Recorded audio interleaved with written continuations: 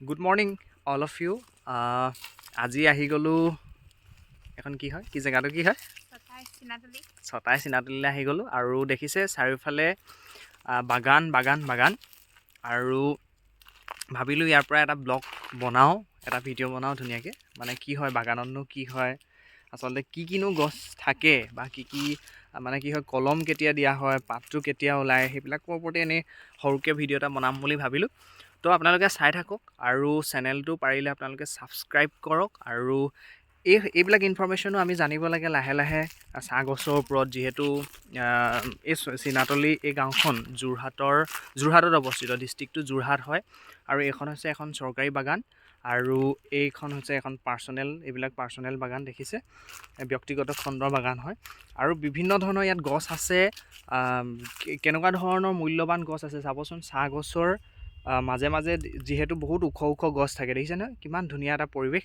আৰু ব'লক ভিডিঅ'টো আমি ইয়াৰ পৰা ষ্টাৰ্ট কৰোঁ আৰু স্কিপ নকৰিব আপোনালোকে শেষলৈকে চাই থাকিব ইয়াত দেখিছে বাগানৰ মাজত আমি এজোপা মধুৰি গছ দেখিছোঁ কেমেৰা পাৰ্চনক মই সেই মধুৰি গছজোপা মই দেখাবৰ কাৰণে অনুৰোধ জনাইছোঁ ভাবিছিলোঁ যে বহুত মধুৰি লাগি আছে কিন্তু দেখিছেনে এইবিলাক কলি ওলাইছে এতিয়া হয়তো এটা কিন্তু পকা আছে দেই সেইটো দেখিছেনে সেইটো এটা পকা এটাত মধুৰি আছে এইটো আমি খাবলৈ পাম বাকীখিনি কলিয়াইছে আৰু বিভিন্ন ধৰণৰ ইয়াত গছ আছে এইবিলাক চাচি গছ আছে কিছুমান সেইফালে মাজে মাজে কিছুমান চাচি গছ আছে আৰু এইজোপা দেখিছে এইজোপা মেবি শিমলু গছ চাগে দেই আৰু এইবিলাক বিভিন্ন ধৰণৰ এইবিলাক চব মূল্যৱান গছ চাহ গছৰ মাজে মাজে যিবিলাক গছ আচলতে থাকে আৰু সেই গছবিলাক আচলতে মূল্যৱান গছ আৰু এতিয়া আমি ব'লক মধুৰিটো পাৰোঁ কাৰণ পকা মধুৰি ৰৈ থাকিব পৰা নাই আৰু মই এডাল দেখিছে লাঠি এডাল লৈ লৈছোঁ আৰু এতিয়া মধুৰিটো পাৰোঁ এইটো আচল জেগাতে পৰিব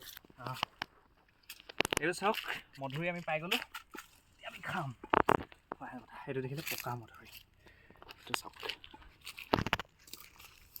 এয়া দেখিছে এডাল শাকু আমি শাকুডালত পাৰ হ'বৰ কাৰণে চেষ্টা কৰি আছোঁ এই মানে ৰিক্স আছে দেই ইহঁতি গৈ থকা কিন্তু মই যোৱাত ইয়াত কিন্তু ৰিক্স আছে চাই থাকক পাৰ কেনেকৈ হওঁ এতিয়া হৈছে মোৰ পাল পুতু পাৰ হৈ গ'ল মই এতিয়া যাবৰ কাৰণে চেষ্টা কৰোঁ কাৰণ এইডাল পচা হয় আপোনালোকে ভিডিঅ'ত দেখি থকাৰ কাৰণে গম পোৱা নাই কিন্তু ইয়াত যদি হেৰি হয় ন ডাইৰেক্ট ড্ৰেইনত তলত সোমামগৈ সেইটো কাৰণে চেষ্টাটো কৰি আছোঁ কাৰণ অভ্যাস নাই ন ইয়াত যাবৰ কাৰণে বহুত বেছি পচা মানে নেককৈ যদি সোমাই ন বহি চৰি গ'ল আৰু চব ফাইনেলি আহি গ'লোঁ দেখিলে মধুৰিটো ফাইনেলি লৈ আহিলোঁ ইমান ধুনীয়া মানে এতিয়া মধুৰি খোৱা ছিজনটো নহয় কিন্তু এইটো পকিছে গছত কিহৰ কাৰণে পকিছে সেইটো আপোনালোকে কমেণ্ট কৰি ক'বচোন তো এতিয়া মধুৰিবিলাকতো লাহে লাহে ডাঙৰ মানে কলি পেলাইছেহে এইটো আকৌ পকি আমি পাৰিও আনিলোঁ তাৰ পৰা বাগানৰ হিচাপে আপুনি বাগানত আহিলে বিভিন্ন হেৰি খাবলৈ পাবই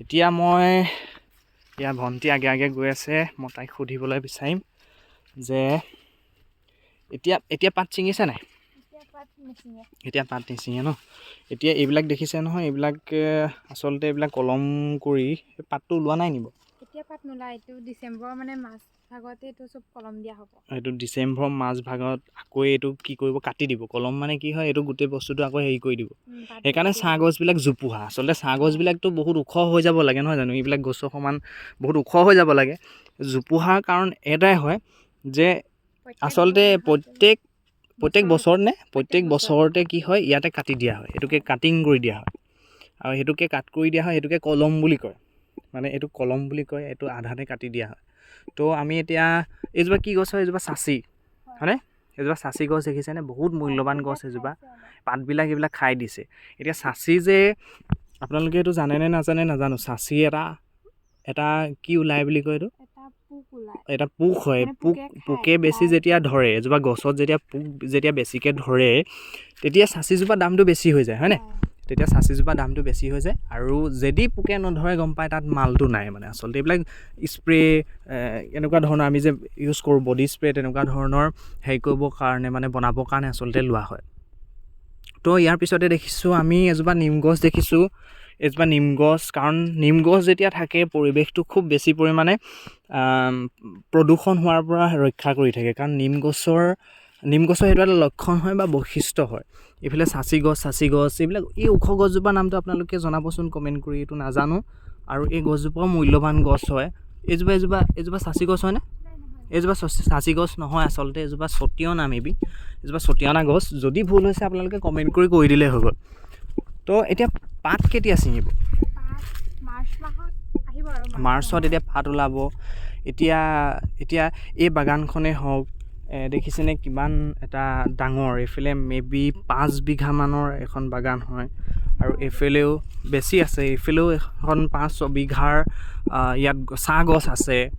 তো চাহ খেতিটো বহুত বেছি মূল্যৱান খেতি, আৰু চাহ খেতিৰ কাৰণে আচলতে অসম বিখ্যাত হয়।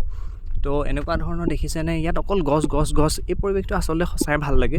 যোনে আচলতে এই পৰিৱেশটোৰ লগত আচলতে কি হয়, চাহ গছৰ মাজে মাজে ওখ গছবিলাক যেতিয়া থাকে ন, ডেফিনেটলি তাৰ পৰিৱেশটো, হাৱাটো খুব বেছি ফ্ৰেছ হয়। সেই তেনেকুৱা ধৰণৰ এটা হয়। আৰু এজোপা দেখিছেনে, একদম ঔটেঙা গছ। সেইজোপা দেখিছে জোপোহা যে হৈ আছে, সেইজোপা হৈছে ঔটেঙা গছ। ঔটেঙাও তাত গছ আছে বিভিন্ন ধৰণৰ। আমি কি কৰোঁ, চাহ গছৰ মাজে মাজে আমি বিভিন্ন ধৰণৰ ঝাও গছ আছে।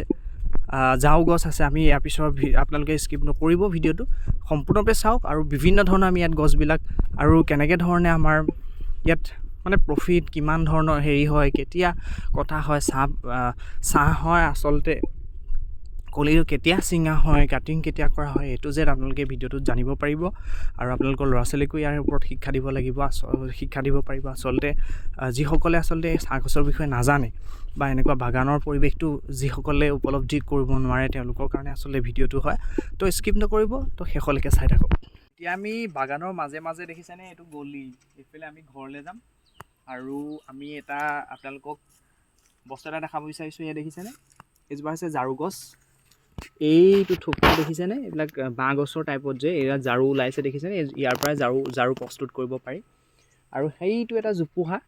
তো সেইখিনি বস্তু আপোনালোকক আমি দেখাবৰ কাৰণে প্ৰয়াস কৰিলোঁ, কাৰণ বাগান এখন বুলি ক'লে আমি চাহ গছকে আমি উপলব্ধি কৰিব নোৱাৰোঁ। ইয়াত বিভিন্ন ধৰণৰ ফল মূলৰ গছ, বিভিন্ন ধৰণৰ মূল্যৱান গছ, আৰু আপোনাৰ ঘৰৰ আশে পাশে নথকা গছো এই বাগানৰ মাজত কিন্তু থাকিব পাৰে। সেইকাৰণে আজি ভিডিঅ'টো বনালোঁ। তো আহকচোন, ভিডিঅ'টো আপোনালোকে কেতিয়াও স্কিপ নকৰিব। খুব ধুনীয়াকৈ আপোনালোকে ভিডিঅ'টো চাই থাকক আৰু ভাল কৰি উপভোগ কৰক। পাৰিলে যদি ভাল লাগিছে লাইক কৰক, শ্বেয়াৰ কৰক, ছাবস্ক্ৰাইব কৰিব কাৰণে কিন্তু নাপাহৰিব। তো উইচ ইউ আল্লাহ হাফেজ, জয় হিন্দ, জয় আই অসম।